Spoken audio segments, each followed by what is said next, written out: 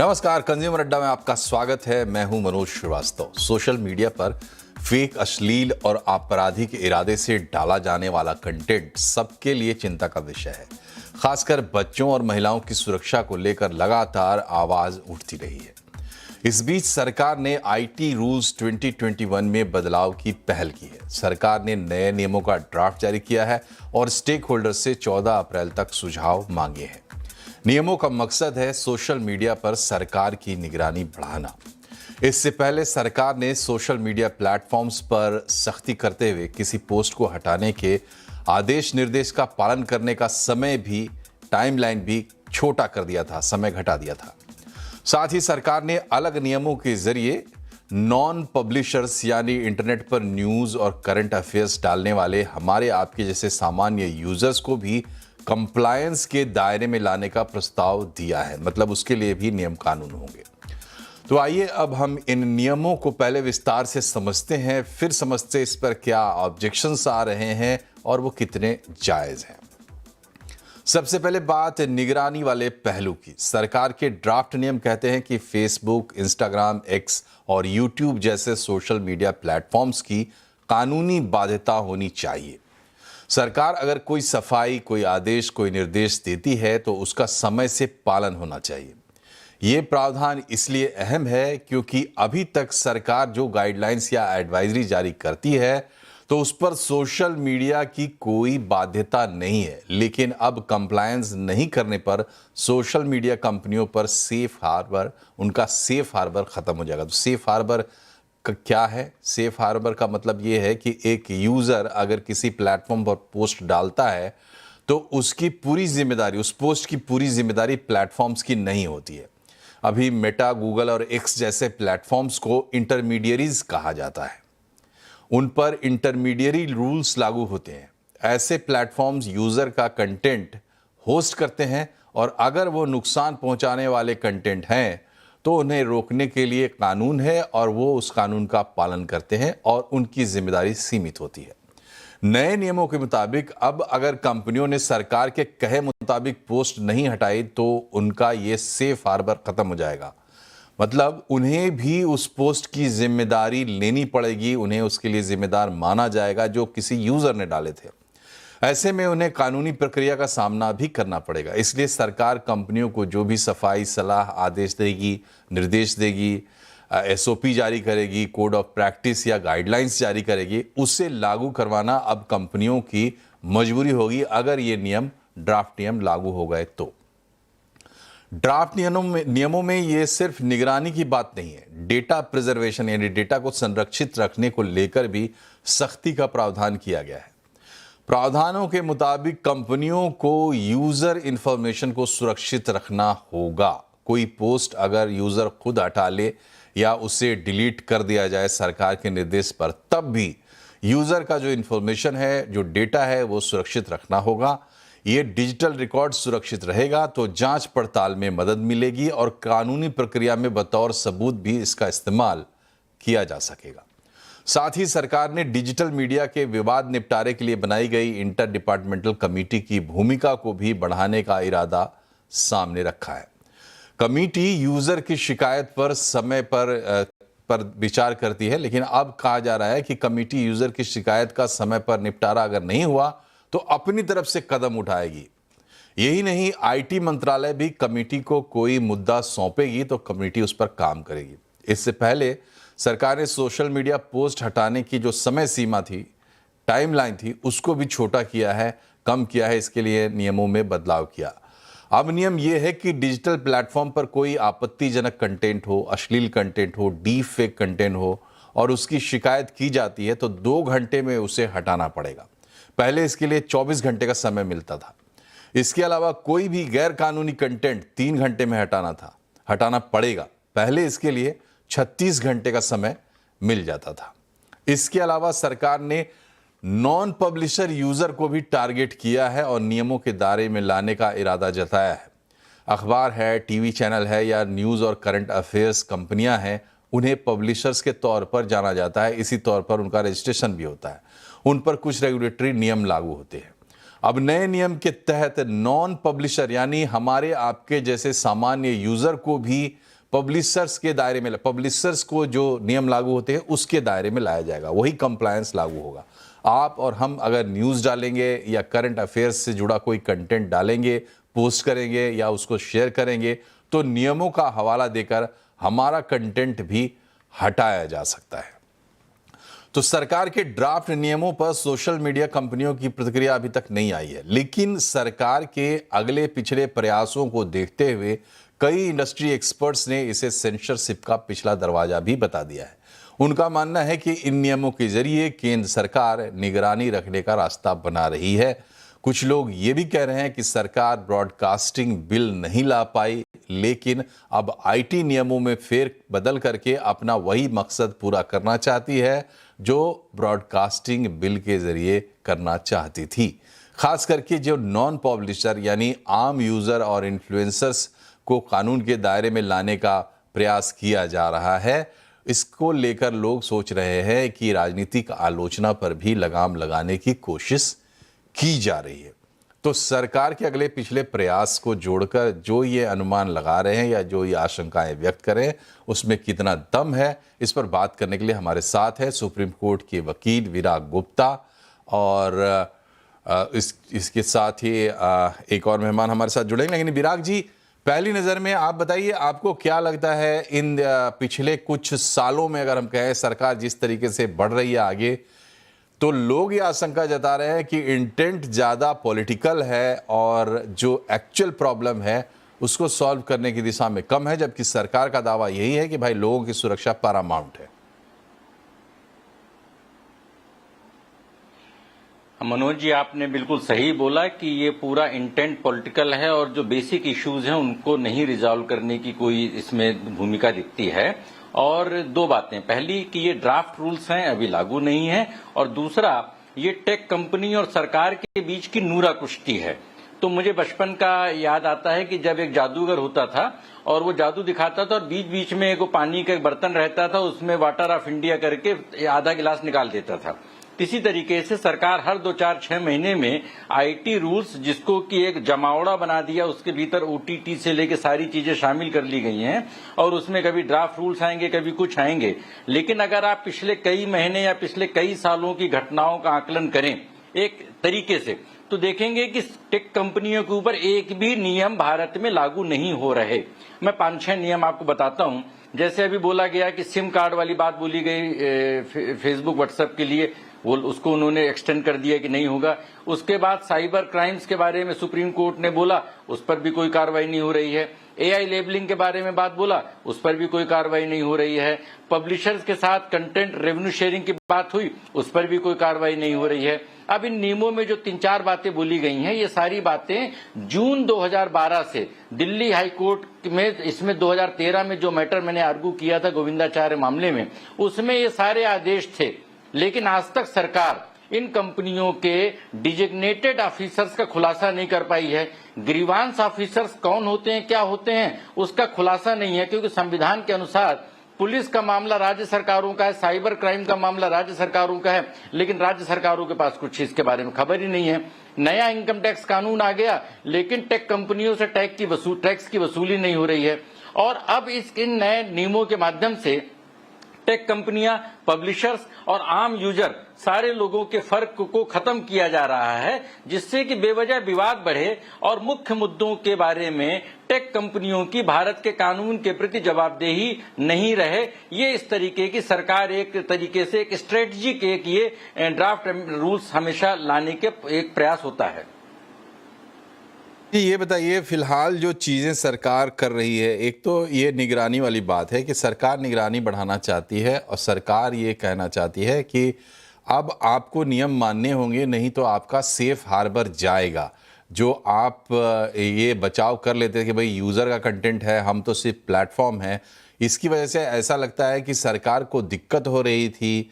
कुछ जो चीज़ें जो सरकार हटाना चाह रही थी, और इसमें हवाला दिया जाता है कि बहुत सारे ख़तरनाक कंटेंट हैं जो बच्चों के लिए ठीक नहीं है, जो महिलाओं की सुरक्षा के साथ कॉम्प्रोमाइज़ करते हैं डीप फेक के माध्यम से, तमाम चीज़ें, उन पर लगाम लगाने के लिए सरकार ये नियम बदल रही है। क्या आपको लगता है कि 14 अप्रैल के बाद, जब तक इस पे स्टेक होल्डर्स के सुझाव मांगे गए हैं, ये कानून लागू होगा और इफेक्टिव होगा? देखिए मनोज जी, इससे जुड़े 4 बातों को तरीके से समझने की जरूरत है। पहली बात आपने बोली सेफ हार्बर। तो सेफ हार्बर का कंसेप्ट बहुत पहले खत्म हो चुका है, उसका पिंडदान हो चुका है, क्योंकि ये कंपनियां अब इंटरमीडियरी नहीं हैं, मॉडरेटर हैं, सारी भूमिका निभाती हैं और सरकार भी इनको सेफ हार्बर को कोई प्रोटेक्शन नहीं देती है। अगर आप पिछले कई सालों की घटनाएं देखें, अभी कुछ दिनों पहले ही ट्विटर एक्स के खिलाफ एफआईआर हुई थी, या कंज्यूमर कंपनियां इन कंपनी के ऊपर जुर्माना लगाती हैं। इसका मतलब यह है कि सेफ हार्बर का भारत में कंसेप्ट खत्म हो चुका है और मनमाने तरीके से कभी भी इन कंपनियों की जवाबदेही तय होती है और कभी तय नहीं होती है। इसलिए सेक्शन 79 की बात को दूसरे तरीके से समझते हैं। अब दूसरी बात आती है कि 79 के भीतर जो इन्होंने नया जो घालमेल किया है, उसकी वजह यह है कि सरकार आज भी, अभी हम लोगों ने कई सारी बातों को देखा कि जिसके अकाउंट को चाहे उसको ब्लॉक कर दे, कभी इंटरनेट बंद कर दे या किसी पोस्ट को हटा दे, लेकिन सरकार को अधिकांश मामलों में सेक्शन 69A के तहत आदेश पालन करना पड़ता है। लेकिन अब उन्होंने क्या किया है कि बहुत सारे शब्द लिखे हैं, clarification, advisory, order, direction, SOP, code of practice, guidelines. अब उन्होंने कहा है कि हम कुछ भी बोलें, आप उसको सेक्शन 79 के तहत अगर आप उसको नहीं मानेंगे हमारा कहना, तो हम आपका सेफ हार्बर का जो वो है वो खत्म कर देंगे। लेकिन इसको करने के लिए जब तक आईटी एक्ट में संशोधन नहीं होंगे, इनकी कोई कानूनी मान्यता नहीं है। सरकार बेसिकली ये चाहती है कि हम मनमाने तरीके से, कोई सरकार के पास आज भी सारे पावर हैं, सरकार ने कितने सारे अभी अकाउंट्स बंद किए हैं, सरकार कितने सारे पोस्ट को ब्लॉक करती है, लेकिन सरकार इसका और एक्सपेंड करते हुए ये चाहती है कि हम कोई भी आदेश दें लिखित तरीके से, उसका पालन ये कंपनियां करें। लेकिन उस पूरे व्यवस्था में 3 चीजों की हम अनदेखी कर रहे हैं कि पहला, कि हमारे पास डेटा सुरक्षा कानून नहीं है। हम बोलते हैं कि कंपनियां डेटा सुरक्षित रखेंगे, लेकिन डेटा जा कहां रहा है। दूसरे नंबर पे बच्चों और महिलाओं के बारे में, तो बच्चों के बारे में ऑस्ट्रेलिया और यूरोप ने जो कानून लागू किए, उन लागू हम उल्टे व्हाट्सएप अब 13 साल से कम उम्र के बच्चों को सदस्यता दे रहा है, तो बच्चों और महिलाओं की सुरक्षा के लिए कुछ नहीं किया जा रहा है। डीप फेक की चर्चा हो रही है, लेकिन डीप फेक को रोकने के लिए कोई कानून ही नहीं है। और जो एआई से जनरेटेड जो कंटेंट हो रहा है, उसके लिए एआई लेबलिंग की बात हुई, लेकिन उसको भी अभी तक लागू नहीं किया गया है। तो जो बेसिक इश्यूज हैं, उन बेसिक इश्यूज को इसको इस तरह समझें कि पाकिस्तान के साथ हमारा युद्ध हो रहा है और हम ये डिसाइड करें कि 26 जनवरी को परेड में हमारे कौन सी झांकी लगेगी, कौन सी झांकी नहीं लगेगी, लेकिन झांकी के स्वरूप से हमारे सीमा के संघर्ष का हमारा आकार प्रकार नहीं बदलता है। वहां पर हमको अपनी फौज की ताकत बढ़ानी पड़ेगी। तो टेक कंपनियों के नियमन के लिए हम जब तक बेसिक इश्यूज पे नहीं पहल करेंगे, सरकार जिन 3 कानूनों के ज्यूरिस्प्रूडेंस की बात कर रही है उनको संसद से पारित नहीं करेंगे, तब तक हम ये आईटी रूल्स के घालमेल से एक हीटेड डिस्कशन कर सकते हैं, लेकिन न तो साइबर अपराधों में कमी आएगी, न महिलाओं बच्चों की सुरक्षा होगी और सरकार की मनमानी से अभिव्यक्ति की आजादी का हनन होगा। जी, तो इसके खतरे तमाम बताए जा रहे हैं, लेकिन जो सरकार कर रही है विराग जी, तो आप कह रहे हैं कि अभी भी इफेक्टिवली अगर बात करें तो इंटरमीडियरीज को कोई सेफ हार्बर अब है नहीं प्रैक्टिकली। तो क्या ये जो नियम बनेंगे, इन नियमों से फर्क नहीं पड़ेगा? आप ये कहना चाह रहे हैं जो जैसा चल रहा है वैसा ही चलेगा? सरकार जो पोस्ट हटवाना चाहती है वो या अकाउंट ब्लॉक कराना चाहती है वो आज भी करवा लेती है, आगे भी करवा लेगी? जी बिल्कुल मनोज जी, सरकार जो चाहती है करा लेती है और एक डिस्ट्रिक्ट मजिस्ट्रेट के पास पावर होता है, अगर कुछ नहीं कर सकता तो वो एक इंटरनेट बंद कर देता है। और सरकार और अगर ज्यादा करना चाहे तो एफआईआर दर्ज कर देती है क्रिमिनल मैटर्स में। तो सरकार के पास तो सारे पावर्स हैं। बेसिकली अब एक नई चीज ये पैदा की जा रही है कि जो पावर सरकार अभी दूसरे कानूनों के तहत हासिल करती थी, अब ये कहा जा रहा है कि ये कंपनियां अगर सरकार के मनमाने लिखित आदेशों को नहीं मानेंगी तो हम उनके खिलाफ एक्शन ले सकते हैं। बेसिकली ये सरकार उन कंपनियों की कलाई मरोड़ रही है। लेकिन आज से आपका बिजनेस चैनल है और 1 अप्रैल 2026 से नया इनकम टैक्स कानून लागू हुआ है, लेकिन इन कंपनियों के परमानेंट एस्टेब्लिशमेंट को डिफाइन करने के लिए आईटी एक्ट में कोई प्रावधान नहीं किए गए हैं। साल 2015-16 में दिल्ली हाईकोर्ट में बताया गया था कि किस तरीके से एक बड़ी टेक कंपनी की आमदनी 4,29,000 करोड़ भारत से रेवेन्यू थी और टैक्स सिर्फ 5,000 करोड़ में देते थे।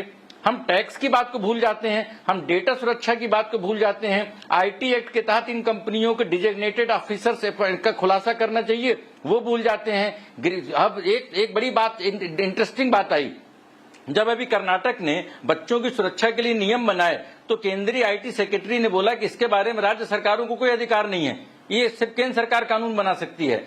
तो जब आईटी और साइबर से जुड़े विषयों पर केंद्र सरकार कानून बना सकती है तो साइबर अपराधों पर राज्य सरकारें कैसे इस पर कार्रवाई करेंगी? एक फेडरल स्ट्रक्चर में पूरी डिजिटल इकोनॉमी हो गई है, डिजिटल इंडिया हो गया है, राज्य सरकारों के पास कोई अधिकार नहीं है और इंटर मिनिस्टीरियल कमेटी के आधार पर हम एक पूरी टेक इकोनॉमी को रेगुलेट करना चाहते हैं। मुझे लग रहा है कि हम बेसिक इश्यूज से भाग रहे हैं। बेसिक जो हमारा डिजिटल ज्यूरिस्प्रूडेंस का स्ट्रक्चर है उसको दुरुस्त करने की बजाय सरकार की मंशा सिर्फ आलोचनात्मक कंटेंट को कंट्रोल करने की है। उससे सरकार को पॉलिटिकल बेनिफिट हो सकता है, लेकिन समाज को साइबर सुरक्षा चाहिए, महिलाओं और बच्चों को, देश को। एक आज ही मेरा लेख निकला है जिसमें हमने बताया कि किस तरीके से सीसीटीवी के नेटवर्क से जासूसी हो रही है। इसी तरीके से सोशल मीडिया, आज हम पेट्रोल और ऑयल पे हमारी निर्भरता है जिसकी वजह से संकट है। कल के दिन सोशल मीडिया कंपनियां अगर अपना कारोबार भारत में अगर कोई भी उसमें उनके खिलाफ एक्शन हमारे खिलाफ ले लें, रोक दें, तो हमारा संचार प्रणाली ठप हो जाएगी। तो हम स्वदेशी, आत्मनिर्भर Bharat, digital India, make in India और इसके तहत इन कंपनियों को कैसे रेगुलेट करें, उनको भारत के कानून के दायरे में लाएं, इसको करने के बजाय एडहॉक तरीके के एक्शन ले रहे हैं जिससे विवाद ज्यादा हो रहा है, धुआं ज्यादा हो रहा है, लेकिन ठोस कोई भी काम नहीं हो रहा है। चलिए, तो इस जो प्रस्ताव सरकार ने दिए हैं उसके साथ ही सरकार ने सुझाव भी मांगे हैं। 14 अप्रैल तक सारे स्टेक होल्डर सुझाव दे सकते हैं, आम लोग भी सुझाव दे सकते हैं, तो ये मौका आप मत गवाइए। लेकिन सरकार ने जो एक बड़ा प्रावधान इसमें रखा है कि आम यूज़र जो है, जिसको नॉन पब्लिशर की श्रेणी में रखा जाता है, उसको भी कानून के दायरे में लाया जाएगा। तो इस प्रावधान पर हम बात करेंगे और दुनिया भर में कहाँ क्या हो रहा है ये भी जानने की कोशिश करेंगे विराग जी से। एक छोटे से ब्रेक के बाद बने रहिए हमारे साथ।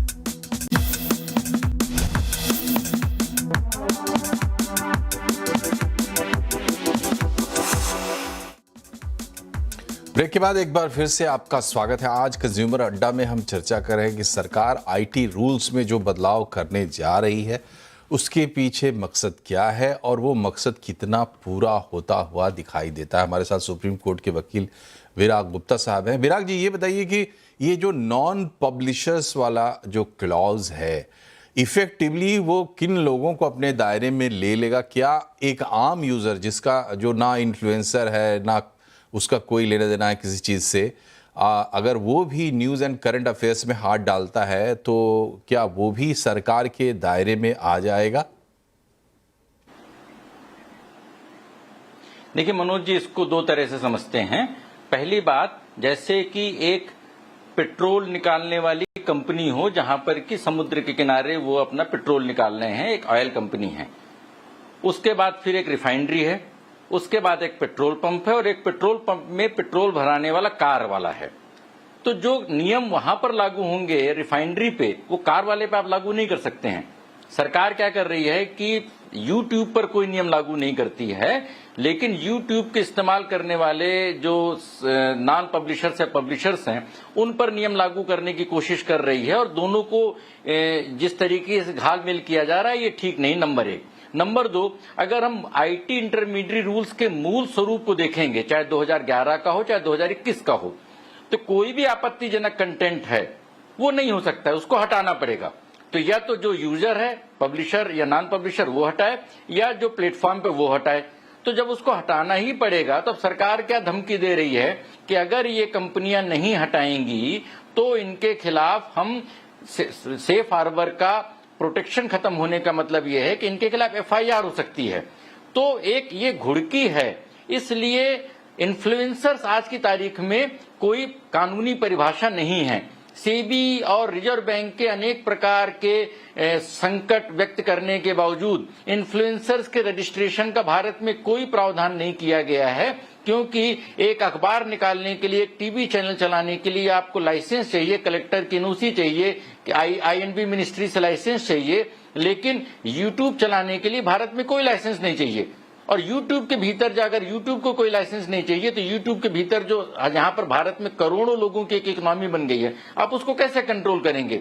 तो ये पूरा एक अनरेगुलेटेड सेक्टर है जिसको ठीक करने के लिए आईटी एक्ट के साथ डिजिटल इंडिया एक्ट जैसी चीजों पे सरकार कई सालों से बात कर रही है, लेकिन उन तरीके से चीजों में नहीं हो रहा है। और दूसरी जो सबसे बड़ी जरूरी बात है कि अगर सरकार कोई आदेश देती है, एक हम कॉमन सेंस से समझते हैं कि सरकार जब किसी एक अखबार को आदेश देती है, एडिटर के पास जाता है, लेकिन यहां पर जब आदेश देती है तो ये कंपनियों किसको आदेश देती है?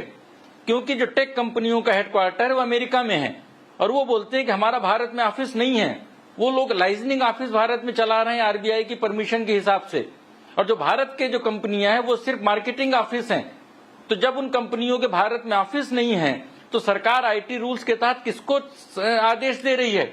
उन ग्रीवांस ऑफिसर्स का अगर खुलासा हो तो सीबीआई, आईबी, ईडी, पुलिस, ये सारे लोग साइबर अपराधों के खिलाफ इन कंपनियों से कोऑर्डिनेट कर सकते हैं।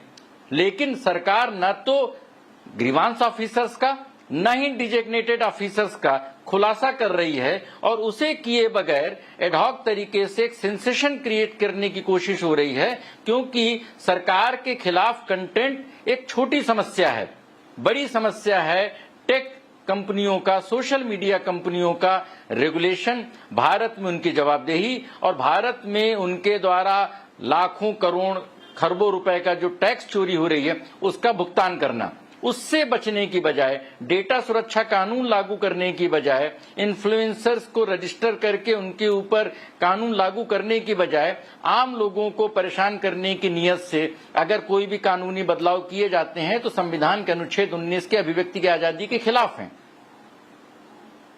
ये बताइए कि ये अगर हम आपकी सभी बातों को मान लेते हैं कि ठीक है, एक बड़े फ्रेमवर्क की ज़रूरत है और बिल्कुल नीचे बुनियाद से ऊपर तक सब कुछ बहुत कुछ दुरुस्त करना होगा, काफ़ी लंबा चौड़ा रिगोरस प्रोसेस भी होगा, लेकिन क्या हम कोई एग्जाम्पल देख सकते हैं अपने आगे? क्योंकि ज़्यादातर कंपनियां अमेरिका की हैं और वो ऑपरेट कर रही हैं यूरोप में भी, ऑस्ट्रेलिया में भी और भी दुनिया के जो तमाम विकसित देश हैं वहाँ भी। कहीं से कोई नज़ीर हम ले सकते हैं जो हमें वहाँ से प्रेरणा लेके आगे बढ़ना चाहिए? देखिए, बहुत मनोज जी, बहुत मैं आभारी हूं कि आपने बहुत अच्छा सवाल किया और ये बात दिल्ली हाई कोर्ट के रिकॉर्ड में है, रिट पिटीशन नंबर 3672 ऑफ 2012, जहां पर एक हमने चार्ट दिया था और हमने बताया था कि टेक कंपनियां अमेरिका में रजिस्टर होती हैं और अमेरिका के पूरे कानूनों का पालन करती हैं। उनकी एक सब्सिडरी किसी उस जमाने में आयरलैंड जैसे टैक्स हेवन कंट्री में होती थी, एक सब्सिडरी सिंगापुर में होती थी और दोनों मिलाकर के भारत में एक सब्सिडरी बनाते थे। सारी 100% सब्सिडरी कंपनियां हैं, लेकिन जो डेटा का एग्रीमेंट होता था वो आयरलैंड की कंपनी के साथ होता था, जो वेब प्लेटफॉर्म है वो अमेरिका का होता था और भारत में लायबिलिटी जिसकी होती थी वो अमेरिका की कंपनी के होने के बावजूद वो बोलते थे कि हमारा यहाँ पर परमानेंट एस्टेब्लिशमेंट नहीं है। तो जो नया इनकम टैक्स कानून आया है उसमें इन सारी बातों की क्लैरिटी होनी चाहिए थी, जिसे नहीं किया गया। और एक मैं आपको छोटी बात बताता हूं, जो अभी प्रपोज चेंजेस हैं उनको शब्दों को पढ़ते हैं हम। Clarification, advisory, standard operating procedure, code of practice, ये सारे शब्द सुप्रीम कोर्ट के अनेक फैसले हैं कि एडवाइजरी मतलब एडवाइजरी होती है, कॉमन सेंस से भी एडवाइजरी होती है। अब सरकार कह रही है कि अगर हम कोई एडवाइजरी जारी करेंगे तो वो उनके ऊपर बिल्कुल लीगली उनको बाउंड हैं, दे आर। अगर वो उस एडवाइजरी का पालन नहीं करेंगे तो उनके सेफ हार्बर का प्रोटेक्शन खत्म हो जाएगा जी। इस कानून को जब भी सरकार बनाएगी सुप्रीम कोर्ट से उसको स्टे मिल जाएगा और फिर सरकार बोलेगी देखिए हमने तो प्रयास किया लेकिन कोर्ट का स्टे मिल गया। तो गलत तरीके से नियम बनाए जा रहे हैं जिससे कि एक बेसिक जो तरीका है वो तरीका का पालन नहीं किया जा रहा है। ठीक है, ठीक है। हमारा कार्यक्रम करने का मकसद यही था कि हमारे दर्शक समझ पाएं कि कानूनी जो जार्गन्स होते हैं उससे आगे असल कहानी क्या है और जो समस्या है वो लोगों को पता है, उससे निजात सबको चाहिए। और उस क्रम में जाहिर सी बात है सरकार ही ये बीड़ा उठाएगी। तो अब देखते हैं 14 अप्रैल तक क्या सुझाव मिलते हैं और सरकार इस पर कहां तक आगे बढ़ सकती है। फिलहाल आपका बहुत बहुत शुक्रिया विराग जी हमसे जुड़ने के लिए कार्यक्रम में। फिलहाल इतना ही, नमस्कार।